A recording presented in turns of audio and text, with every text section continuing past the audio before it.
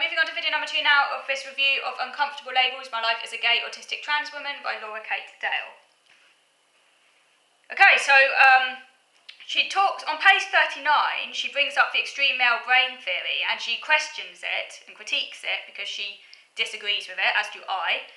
The extreme male brain theory is Simon Baron-Cohen's kind of pet theory. It's been thoroughly debunked by many scientists, we won't go into that now. But he still clings on to it. And she says, well, this theory kind of doesn't really add up because so many trans women live with autism and there is actually being trans and gay apparently is far more common among autistic people. So how can a have brains get are too male considering there are so many trans people with autism? So that's to say those who are born male but identify as female and then say transition, obviously then they're going to be behaving in quite a sort of feminine way, so that kind of doesn't add up. She says rather tongue-in-cheek, are we so male we go all the way around to the other end of the gender spectrum? She says, I do not believe I am so male that I feel female as a result. So considering a high percentage of autistics who are trans, it does not add up, and I thought it was quite an interesting critique. She then, on page 39, she suggests that the autism spectrum should not be conceived of as a line, but as a spider chart, which I thought was quite interesting. So she critiques the linear spectrum, the idea that autism can be measured from mild to severe, almost like a sort of temperature gauge, and that you can directly compare one autistic's experience with another and say one is more severe than the other. She critiques that. She said that we should think of a spider chart spectrum instead. Because, and this is on page 40, severity and functioning varies day to day, and there are a number of varying factors, each ranked 1 to 5, mild to severe, on that specific trait. For example, in her case, she might have a 4 on audio processing difficulty, but a 1 on speech difficulty. So rather than severity being a single comparable number, there are a host of varied data points. I thought that was a really interesting way of explaining it. So this might add up to a higher or lower number, but that fails to paint an accurate picture of the whole condition. So you can't compare directly. So, for example, being non-verbal might weigh more highly than colour sensitivity in hampering overall life, but colour sensitivity would be limiting to a person who loves artistic creation. So each person, she suggests, has a unique spider's web and a unique profile of strengths and difficulties that can't be directly compared. I think that has some weight to it. Some people might think that I'm, say, a lot milder than, say, someone who needs 24/7 attention and can't speak, and is really quite, just can't do anything without someone being there and stuff like that. And while, on a kind of one level that's true, on another level it's kind of meaningless because, I'm not them, I'm living my own life, and I have very severe challenges in certain areas that really affect me. So, not being able to work in my case, for example, and I wish I could work, but I can't because of my disabilities, and not being able to fully connect with people and have relationships, which is really hard for me.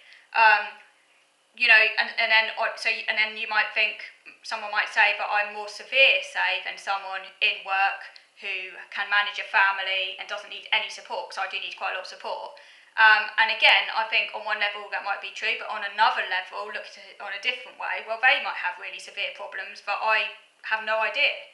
They might have kids, a family, and be in work and stuff, but they might be constantly having burnout and loads of other things that I'm spared because. So maybe you can't directly compare in that way. But on the other hand, I think there are degrees of disability. I think, so we can't compare directly, but I do think there are clearly degrees of disability. So some people are going to be more disabled than others. So I think it's fair to say that I am a lot more disabled, say, than someone who can work and have family and all those things. I am more disabled than someone who doesn't have to rely on benefits. That is a fact. That doesn't mean that, it doesn't really say anything much about it's a complicated issue, but I think certainly you can't compare directly, even though it's also the case that some are more disabled than others. And obviously, I'm not, yeah, so it's a complicated thing. We won't go into it now, but I did think that despite that, it was food for thought. Certainly something to think about anyway. That maybe a linear spectrum idea is just too narrow, and we do need to maybe think a bit more holistically. I think, because it's not always helpful to like compare in that way, and can also trivialise and devalue someone's experiences that we have no idea, because experiences are subjective, and you can't really compare subjective experiences maybe. But let me know what you think. So, she talks a lot about gender and how every way, on page 52, every way she's ever presented her gender, the world has tried to tell her was wrong.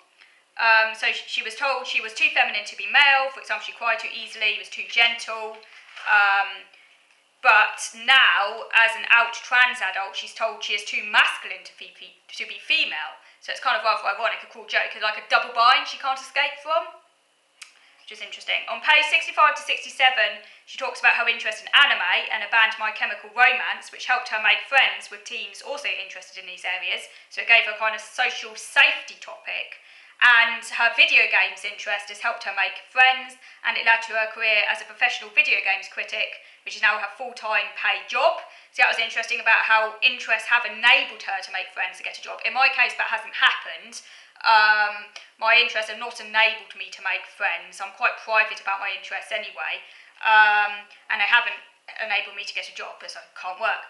But that said, they have had a positive impact, a very positive impact in my life. And as I was a teenager, I won't go into it now, but as I was a teenager, my interests helped motivate me to get involved with the Tour de Force theatre company when I got a part as an extra because of Kate Winslet's sister being in that theatre company. So yeah, so they have helped me as well in the past. And then on page 80, she talks about how aged 16, 17, her mother encouraged her to seek appointment with the Youth Mental Health Service for counselling, and the counsellor raised the autism idea quite some way into sessions, as her unusual behaviours were starting to be a problem at that time and were beginning to inconvenience her mother's life too. And the counsellor suggested she seek an assessment after she talked about feeling overwhelmed by routine changes. So yeah, it is common for autism to become more disabling in the teens, and that happened with me too, as a lot of your routines are changing, and there's just a lot of change in the teenage years, and I think autism just can become a lot more disabling at that time, and that kind of is what precipitated my parents to kind of suggest that I needed to go and get help as well, because my parents had raised autism for quite some time as a possibility, and eventually I was like, well, I can't ignore this problem anymore. But yes, check out my diagnosis video for that. And then on page 86, she says how after school she got a job at a budget supermarket while she was still at home. She then left home into a one-bedroom flat above a pub with girlfriend to get more privacy and coming to terms with being trans. Again, on page 87, she talks about how she left the job at a supermarket due to transphobia and then began working with video games. So she wrote articles about video games on the internet.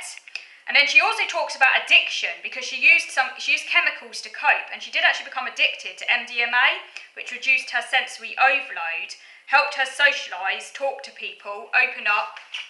And MDMA has made some positive long-term changes to her brain and has made her autism easier in everyday life.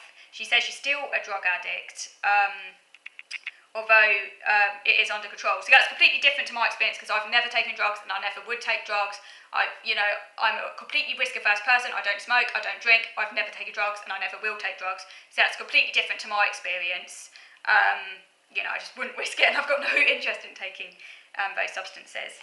But it was quite interesting what she said about how the effects of MDMA on her, and obviously in her case it has been quite a positive effect, which was interesting. She talks about how there are similar processes between being trans and autistic. So surviving autism symptoms is performative, because you have to mask and try and pretend not to be autistic, so sort of masking. But she also did this with gender prior to transition, pretending to be a man, and then she had to learn performative femininity to get treated seriously as trans, and that's a bit like autistics need to get treated seriously as autistic. So she said, go overlapping sort of masking experiences between being trans and being autistic. But later on, she just let self be who was without performance and took a mask off. I haven't got there yet completely with the masking, but I'm trying. She also talks about a second puberty, both due to the hormones she was taking and the fact that she missed out on a female childhood.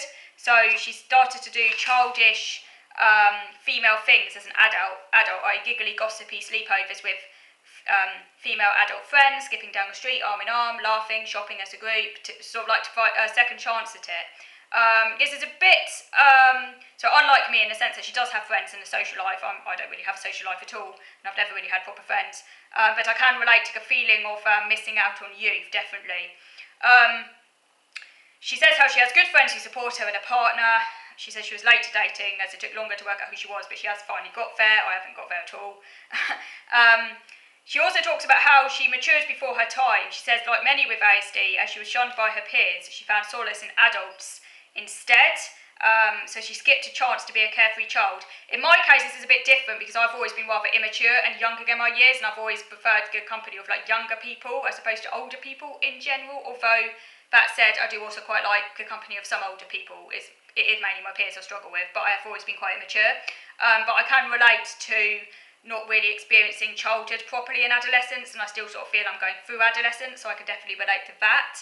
On page 142, she talks about how LGBT spaces are not for autistic adults because they're very loud, bright crowds, bars, clubs. And again, relate to that because I've never been to any of those spaces because I can't stand bars and clubs and a whole group atmosphere. Nope, not for me. I've never been in a gay scene, never accessed it because it just is inaccessible to me. But she also says how autism friendly is very one size fits all.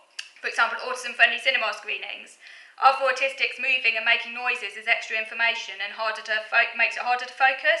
She says as much as she struggles with loud single source volume, she struggles more with multiple sources of sensory information, and they are aimed more at non-verbal kids, and I would completely agree. So we need more variety of spaces, really, LGBT spaces, and just a variety of spaces so that everyone can be included. Because autistics and LGBT people are obviously all very different from one another.